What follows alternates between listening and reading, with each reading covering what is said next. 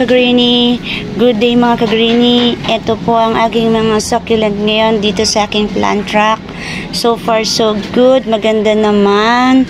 Ito ang aking variegated flapjack. Ayan o.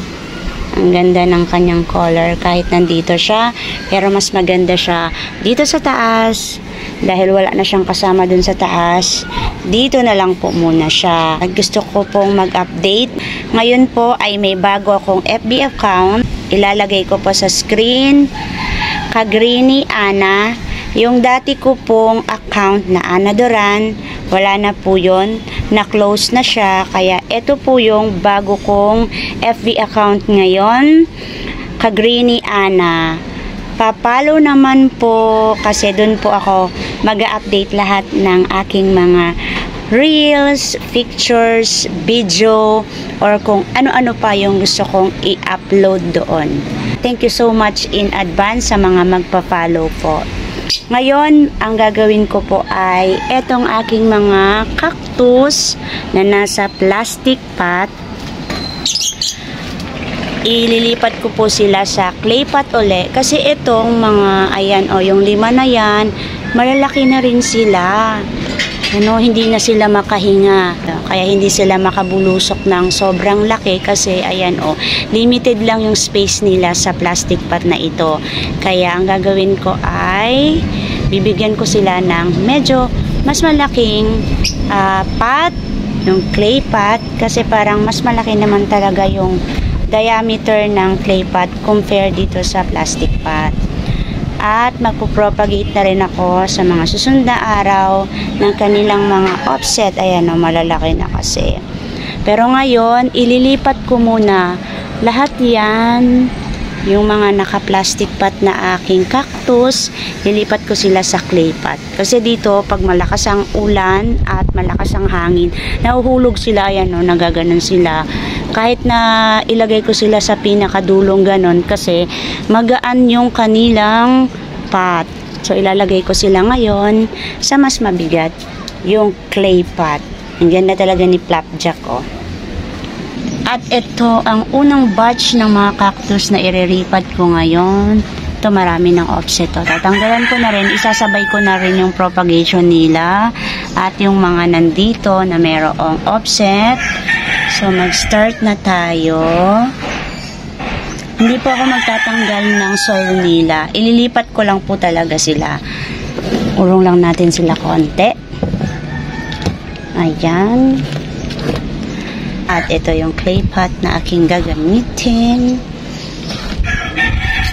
Sa magtatanong po ng aking potting mix, ilalagay ko na lang po uli sa screen, pati sa description box dahil meron na po akong nagawang potting mix. Ayoko na pong paulit-ulit sabihin. Yan, tatanggalin lang natin siya. Pero may nakikita akong mga offset niya. Yun o. Yan o, 1. Tanggalin ko na lang din siya para hindi ko na siya masama kapag iripat ko siya. Dami o. Naliliit o. 2 3, 4. Hindi naman siya masyadong matini, kaya pwede ko siyang kamayin. Pero pag hindi po kayo komportable, huwag nang kamayin. Yan, gamit kayo ng stick. Ito, oh. Yan, isasabay ko na yung pagkuha. Sanay na naman ako magtanggal ng mga offset ng mga cactus. Sanay na ako. Hindi na ako natitinip. Malalaki na kasi yung iba. Ayan.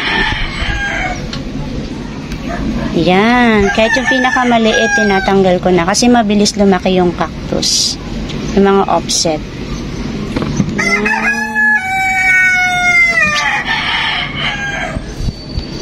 Ay, pwede rin namang gamitin ito.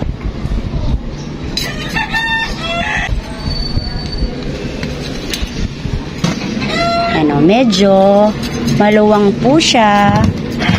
Medyo malaki po siya compare sa old na pot niya. Yan.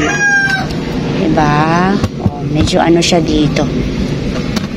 Yan. Malaki yung space niya dito. Tanggalin ko na rin tong maliit na to. Yan. Yan. Yung mga offset niya, ilalagay ko siya sa separate na clay pot din. Ayan. Ito, pwedeng gamitin. Ito yung next na maraming offset. Pinakamadami, oh. Grabe, oh. 1, 2, ala. Grabe, oh. 3, 4. Hindi naman siya matinik. Ayan. Hindi naman. Oh, masakit. Matinik pala. Para makahinga siya. Yan, diba? Dami niya dito, oh. Tsaka ito medyo malaki na, diba? I-ano ko muna kaya. Yan. Takalin ko muna siya. Kuha tayo ng pot niya. Hop, hop, hop, hop. Dito muna tayo. Ayan siya. Dito. Teka. Anuhin muna natin yung soil niya. Pwede natin ilagay yan. Kasi kanina, hindi ko na ganito. Yan. Pwedeng ganyan. Lagay natin. Diba? Maluwang pa din. Dami niyang offset doon. Ito, oh. Tanggalin natin. Medyo matinik siya kumpara sa una kong tinanggalan. Urong kayo dito, baka maghalo kayo. Ito malalaki na talaga. Ito, oh.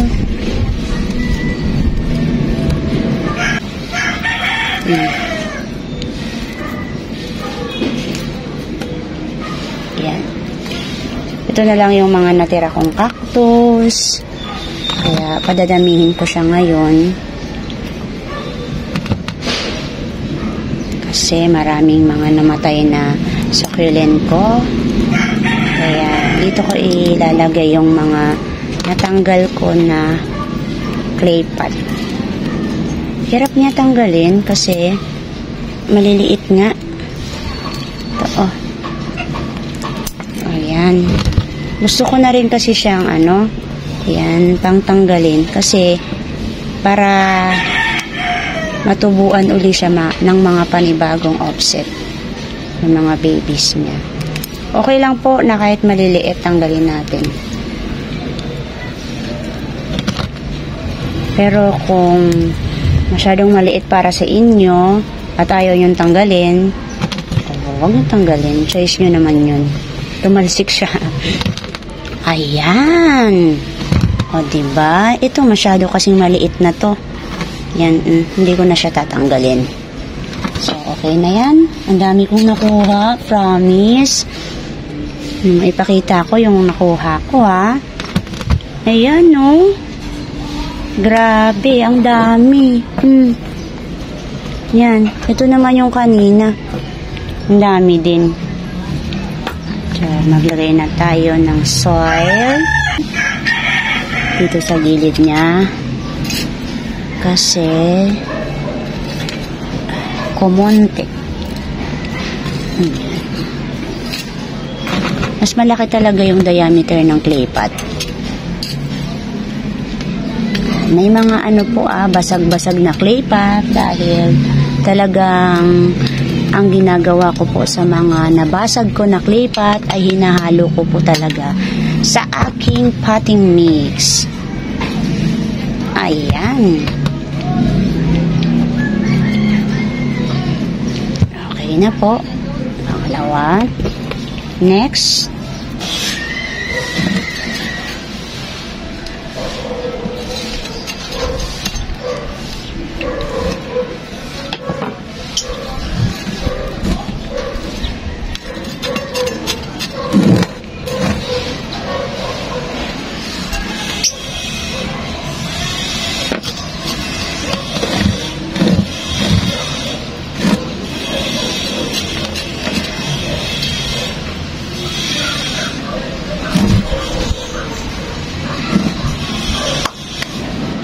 Yan, tapos ko na yung cactus ko ditong side. Mas maganda sila sa clay pot kasi medyo nagkaroon sila ng space. Ayan, kung fair dito, next naman yan. Pero, ayan muna pansamantala. Kung love po ninyo at nagko-collect din po kayo ng mga plants, please po pa-like and subscribe po sa aking channel.